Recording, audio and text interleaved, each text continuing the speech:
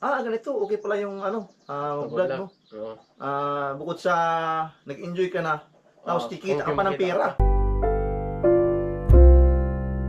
So, nung dati, di ba, nag-vlog ka, prosigido ka talaga mag-vlog dati? Oo, porsigido ko, sinaingit ako sa mga, Unang vlog. nakita ko yung mga big time na mga YouTuber Mm. na ang ganda ng content na tapos laki ng views. Siyempre, pag malaki ang views, malaking kita eh.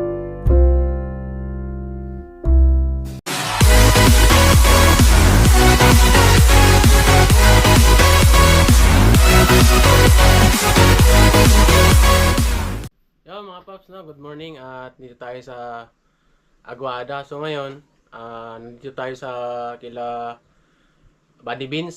Tanungin natin kung bakit at kung ano ang dahilan kung bakit naglaylo sila sa pag-vlog, no? So ayun, at andito si Buddy Beans. Tanungin natin. Yan, good morning Tol. Morning. Yan. Good morning sa mga viewers ni Tol Paps, no? Luzon, Visayas at Mindanao. Yung nga at naglaylo tayo sa pag-vlog dahil sa unang-una, no?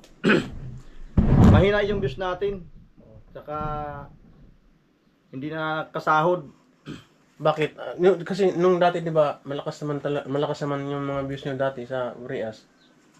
Yung sa akin kasi, hindi naman talaga ako malakas kasi mahina, small YouTuber lang ako, no? Saka baguhan lang ako sa YouTube. Unang-una, sa pag-YouTube kasi, dapat talaga meron kang pang-suporta sa pag-vlog, no? Unang-una talaga, kailangan talaga na yung pera. Yun. Kasi, hindi ka naman maka-upload pag wala kang load. Una-una talaga, yun talaga ang pinaka-importante, no? Yung financial. At kaya ako tumigil ay naglaylo kasi kung magpapatuloy ako sa pag-vlog, wala akong sasahurin, paano naman yung pamilya ko, no? Meron akong estudyante, tatlo na nga yung estudyante ko. Ilan taon yung panganay mo? Ano na? 12, mag-13 na. Grade 7. High school na yun, no? High school na. Isang grade 4, tapos isang daycare. Mm. Kaya, ang ginawa ko, nag-focus na lang ako sa trabaho, sa paggugupit. Barbers ngayon, barbers. Barbero. Magkano ba yung kita mo sa paggugupit ngayon? Depende naman Sa kasi. araw? Depende sa sa kita, sa customer. Kasi per per head. Magkano ang gupit ngayon dito sa Burias? Yung gupit ngayon yung dati 50, nag 60, tapos ngayon tumaas, naging 70 na. So sa 70 na yon meron akong 40, 30 sa may-ari ng barbershop. Ano yun? Parang... Kumbaga, Ilang porsyento yun?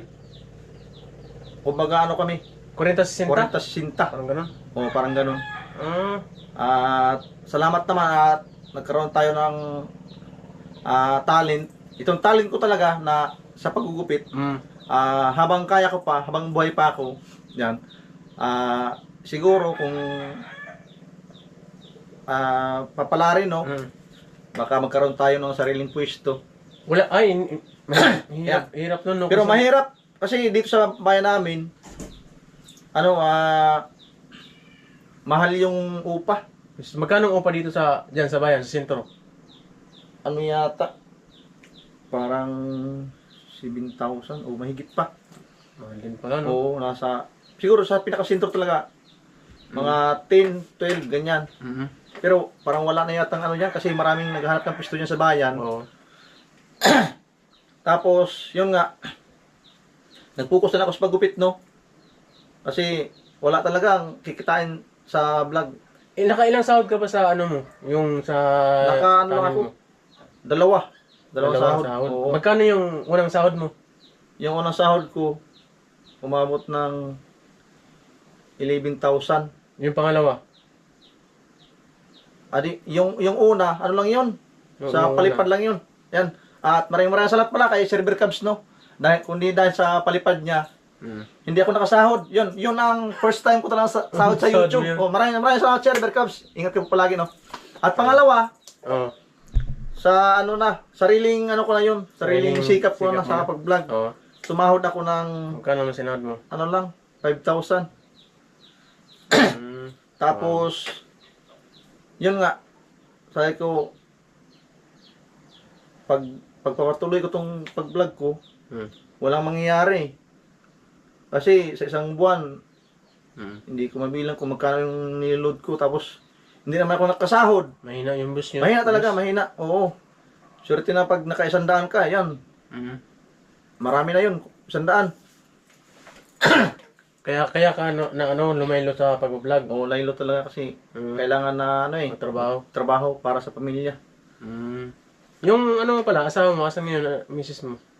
Si Miss ngayon, nagtrabaho sa bayan. Mm. At, Hindi ko na nga sana patrabahoin kasi Mm. walang babantay doon sa bunso namin, hatid sundo sa school. mm. So, ang ginawa namin, si mama na lang yung, excuse me, Naghati. ang hatid, pinabantay namin kay bunso. Mm. Tapos, binibigyan na lang namin siya ng pera. Mm. Minsan, 100, hatid sundo lang, papunta doon, 100. Pag medyo malaki yung kita ko, 150, ganon. Mm. Isang araw? Isang araw. Para meron din kita si mama, kasi si mama, meron din pinapaaral si bunso namin, no? Yan, Mm. college na, yun. At, yun nga, sabi kasi ni Mrs., kung ako lang magtrabaho, parang Kulang. kulang talaga. Magkano ba yung ano mo, sinasahod mo sa isang linggo para sa paggupit? Depende pag kalakasan Mga talaga. pagkalakasan, mga magkano? Isang linggo. Kalakasan, kumikita ako ng 800 or mahigit. Ang isang linggo? Isang linggo? Hindi, isang araw. Isang araw? Malakas yun pala. Kalakasan. Mm. Pero, may ano yan, may limitasyon eh. Kasi, Bakit? depende sa panahon. Bakit? Pag panahon ng tag-ulan, yung malakas yung Mm. hangin, yung alon, siyempre yung mga taga-baryo pupunta sa bayan, pag malakas yung hangin, alon, hindi sila makatawid. Ah. Kaya pag ganyan na kalakasan ng panahon, malakas ang ulan, mahina yung kita. Kumikita lang ako ng 150 sa araw. 150? Oo. Yung pinakamahina. Pinakamahina talaga yan, 150. Grabe no. Pero at least, kahit pa paano, may kita. Kahit paano may kita, pero Kasi, kulang. Kulang talaga. 150. Oo, kulang talaga yung araw. kita ng Mm. Pero kung sarili mo surong pwesto, baka medyo okay. Mahirap pa kasi hindi mo sariling pwesto, no? Mahirap Maganda talaga. kung Oo. pwesto mo talaga. Mm-hmm. Kasi hindi ka na wala nang kahati. Walang kasi. Sa'yo na lahat yung ano. Kaya yan ang kahirapan sa sa pag-vlog, no? Yan. Masabi ko lang sa mga vlogger, kung gusto niyo talagang kumita ng malaki, gumawa kayo ng content na maganda, no? Kasi ngayon, sa panahon ngayon, marami ng mga vlogger, Vlog. halos buong mundo na. No, nag-vlog na. Ayun na, ang mentor mo sa pag-vlog, sino ba yung... Unang-una talaga, hindi naman talaga ako vlog. Napasama lang ako doon sa kanila ni Paring Miko. Yan, shout out pala kay Paring Miko, no, kay Burias Boy. Yan. Sana mapanood mo itong video na to. Nung nakasakay ako doon sa sa Mark Mike, kasama ko si Kabiyahe. Yan, Burias vlogger din yun. Oo. Si Prince Torres, sila magkapatid. Si Burias Boy, yun, kumpare ko. Yan, si Burias Boy. Silang tatlo lang yung nag-vlog no dati. Tapos ako, tripulante lang ako doon sa Mark Mike. Magkaibigan kami, magkasama kami doon sa isang bangka. Tapos nag-vlog sila. Yung ano mo, mensahe mo sa mga supporters mo, lalo na sa mga nag-sponsor sa'yo. Ayun, masabi ko lang sa mga viewers ko, no? Yan, pasensya na po kung hindi na tayo nakapag-upload ng video. Kasi mahina po talaga yung views. Tsaka, focus ako ngayon sa trabaho ko, no? Para sa pamilya ko. Maraming salamat, no? Siyempre, salamat kay Buddy Beans, no? Oo. Salamat sa kanya sa pagpa-unlock sa ating interview, no? At yun lang mga paps, no? At maraming salamat sa inyong lahat, sa mga viewers ko. Salamat po. At sana po mag-subscribe din kayo. And salamat. At para maano po tayo, siyempre, ma-monetize din tayo. At yun lang yung hinihiling ko. At maraming salamat po sa inyong lahat. Bye-bye!